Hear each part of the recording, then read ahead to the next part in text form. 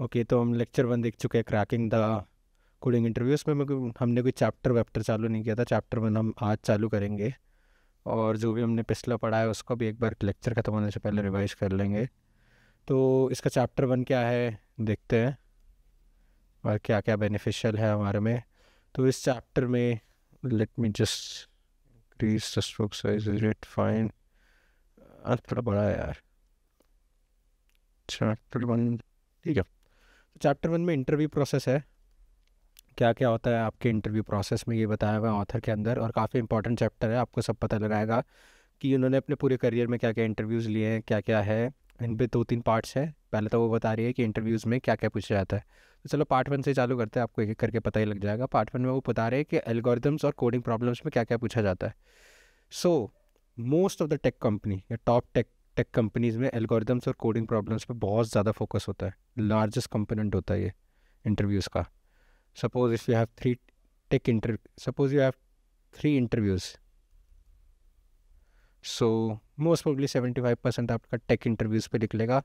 और उसमें से भी मैं आपको सच बताऊं तो मोस्ट ऑफ द टाइम आपका कोडिंग प्रॉब्लम में सॉल्व करने में निकलेगा, और सबसे मुश्किल यही चीज़ होती है वैसे। ज़्यादा से ज़्यादा वो चाहते हैं देखना कि कोई न्यू प्रॉब्लम आपको मिले,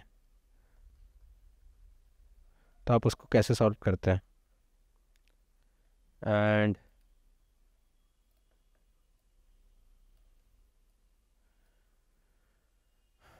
तो थोड़ी सी बुक थोड़ी सी पुरानी है।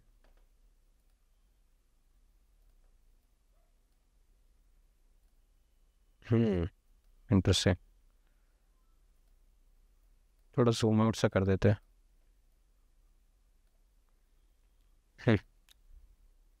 My God, what is happening? ठीक है।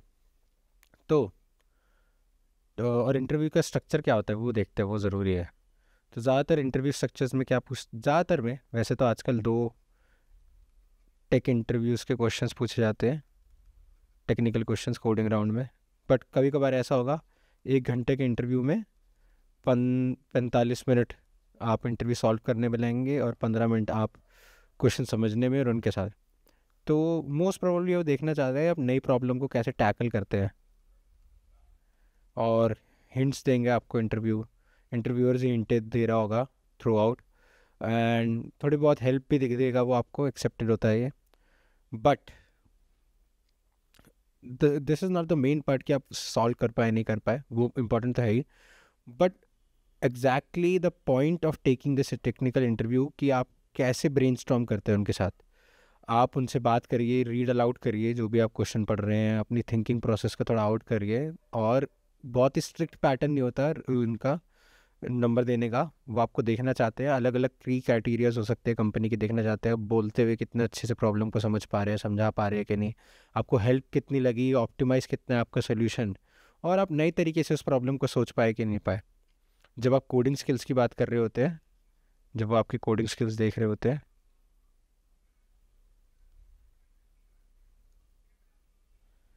तो वो देखना चाह रहे हैं कि जो आपका कोड था वेल ऑर्गेनाइज था या नहीं, कि कोई न्यू कोडर आपका कोड पढ़ेगा तो वो समझ पाएगा नहीं समझ पाएगा। CS फंडामेंटल्स के लॉजिक, क्योंकि यार कितने एडवांस हो जाओ तुम, अगर तुम फंडामेंटल्स गलत कर रहे हो ना, no one is gonna take you seriously, that is for sure.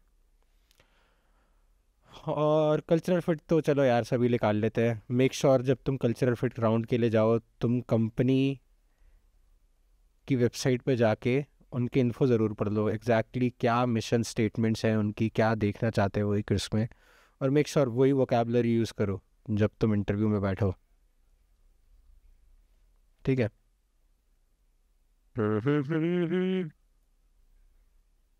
Okay, ground move.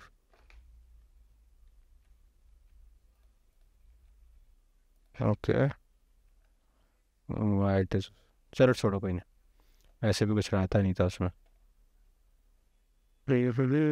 Part 2 पे आ जाते हैं। अब आप पूछोगे इंटरव्यूज़ इस तरीके से होते ही क्यों हैं, क्यों ऐसे टेक्निकल राउंड्स बनाते हैं, क्यों?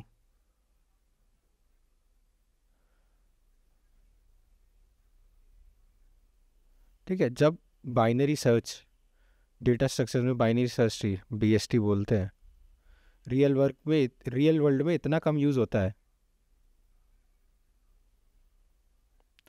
तो इसको पूछा क्यों जाता है?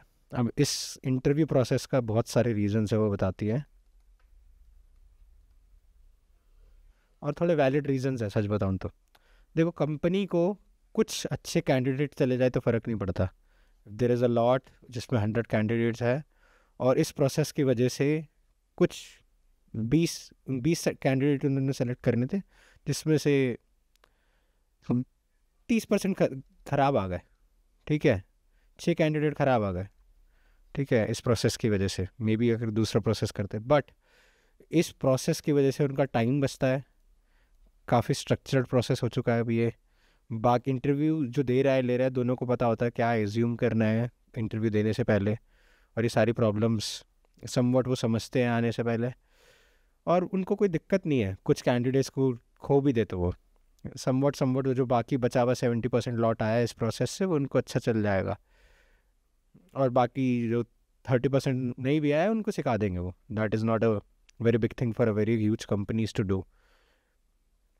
ठीक है, और डेटा स्ट्रक्चर्स के आपको बेसिक नॉलेज तो आनी चाहिए, बेसिक डेटा स्ट्रक्चर्स पता होने चाहिए, स्टैक, क्यूज,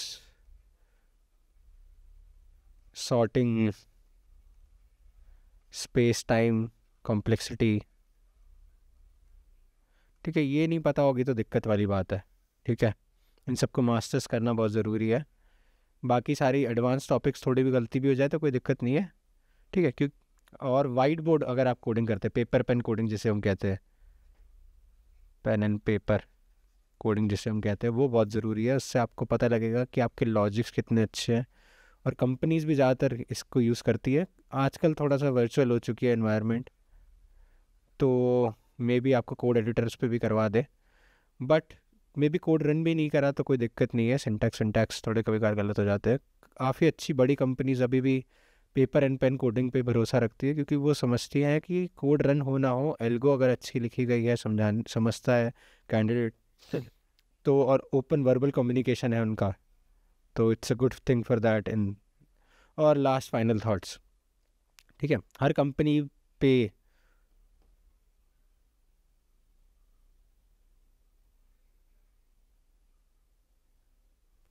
ठीक है, इस प्रोसेस के काफ़ी लिमिटेशंस भी है। ठीक है, आप देख सकते हैं लिमिटेशंस है इन सब चीज़ों के, क्योंकि इस प्रोसेस में काफ़ी फ्लॉज है, बट उन्हें कोई दिक्कत नहीं है। 30% का मार्जिन अगर वो ले भी रखे हैं तो उन्हें कोई दिक्कत नहीं है।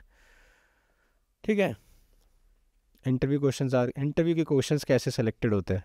देखो, सच बताओ ना, तुम्हें काफ़ी सारे कैंडिडेट इंटरव्यूअर्स जो तुम्हारे इंटरव्यू ले रहे होंगे उस साइड टेबल के जो बैठे हुए हैं other side of the table, वो भी बहुत ज़्यादा प्रिपेयर्ड नहीं होते आपका इंटरव्यू लेने के लिए। उनके पास कोई प्री डिफाइंड क्वेश्चंस ऑफ नहीं है, वो अपने क्वेश्चन सेलेक्ट कर सकते हैं, but most of the time जहाँ से भी वो क्वेश्चन सेलेक्ट कर रहे हैं, they have a set of questions जो बहुत ही ज़्यादा कॉमन होते हैं हर जगह। ये कर लेना था। ठीक है, आप बहुत सारे लीड कोड वीड कोड पे चले जाओ, और इस पे जिस पे पूछ रहे होते हैं, आजकल गूगल में बहुत इंपॉर्टेंट क्वेश्चन पूछ लिया, बहुत पॉपुलर क्वेश्चन है ये। ऐसा नहीं है, मोस्टली आप डिफ़ॉल्ट क्वेश्चन जो बहुत पॉपुलर क्वेश्चन है उस पर अगर आपकी अच्छी कमांड है, वही ज़्यादा इंपॉर्टेंट है। क्वेश्चन इतने भी ज़्यादा ड्रास्टिकली नहीं बदलते ओवर टाइम। लास्ट के 1 साल के क्वेश्चन, इंपॉर्टेंट क्वेश्चन अगर आप कर रहे हैं तो they are more than enough. हर 10 दिन में कोई नया क्वेश्चन आ गया मार्केट में, उसे करने की कोई ज़रूरत नहीं है। सिमिलर क्वेश्चन ही है, क्योंकि most of the companies similar उनका क्राइटेरियाइज होता है क्वेश्चन देखने का। और last but not the least, there is no actual grading system. मतलब कुछ इंटरव्यूज़, हर कंपनी के कुछ अलग अलग क्राइटेरिया हो सकते हैं, अलग अलग जजिंग क्राइटेरियाज हो सकते हैं किसी भी कैंडिडेट को वो करने के लिए, और ये काफ़ी रिलेटिव प्रोसेस होता है। जब भी कोई कंपनी ड्राइव कर रही होती है, या कॉलेज प्लेसमेंट हो रहे होते हैं, या फिर आप अकेले भी ऐसे इंटरव्यू देने गए हैं, काफ़ी रिलेटिव होता है कि उन्होंने पिछले कैंडिडेट्स को उनका डेटाबेस बना रखा होता है एचआर वाले लोगों ने, और देखते हैं कि कैसे as compare to other candidates जो भी आए हुए हैं उन्होंने कैसे किया। तो अगर आपका ख़राब जा रहा है, बहुत इंटरव्यू मुश्किल था, तो कोई डरने वाली बात नहीं है, क्योंकि बाकियों का भी ऑब्वियसली थोड़ा बुरा ही गया होगा। और जब भी आप इंटरव्यू दे के आ चुके हैं, मेक श्योर कुछ टाइम वेट, कुछ दिन से अगर आपको नहीं आया, 3 से 5 दिन, तो पेशेंस रखिए अपना। Because it take time. और 5 दिन के बाद अगर आपको कोई नहीं आया, 4-5 दिन के बाद अगर आपको कोई रिप्लाई नहीं आया 4 से, तो मेक श्योर करिए आप रिवर्ट बैक करिए उन्हें, उनके उसका वेट मत करिए, ठीक है। और there is a window of a company, अगर आपने किसी कंपनी में आज इंटरव्यू दिया तो और आज रिजेक्ट हो गया, आप तो अगले 6 महीने बाद, 3 महीने बाद, 2 महीने बाद आप दोबारा अप्लाई कर सकते हैं, उनके पोर्टल पे लिखा होता है, या आप उनके एचआर को मेल करके कर सकते हैं। So this is the chapter 1 of this book. काफ़ी सारी चीज़ें सीखने को मिली इसमें, और काफ़ी टाइमलेस बुक है ये। मैं बोलूँगा आप भी इसके कॉपी रखिए और पढ़िए। बट नहीं है, कोई दिक्कत वाली बात नहीं है, क्योंकि सब कुछ हम कवर करेंगे और अगले लेक्चर में मिलते हैं और अगले टॉपिक्स को समझेंगे। Till then stay safe and sayonara, bye.